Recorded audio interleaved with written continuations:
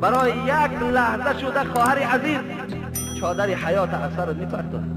برای یک ساعت شده امروز تو بروک و کرته بچگانه میپوشی، از خدا نمیترسی، پیشگاه خدا در نمیره. زد میگوید برای یک دم ساعت نفروشیم، ساعت نفروشیم، دنیای ابدی را نفروشیم، ببین دنیای بقا را نفروشیم.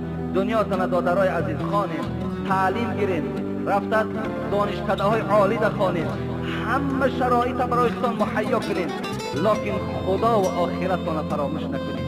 از خدا و آخرتان دور نباشین دادرای عزیز که بسیار به خدا قسم شما بای میدهین، مغلوب میشوین. میگوید شاعر که هر کی در دنیا نرفتی بر صراط مستقیم، در قیامت از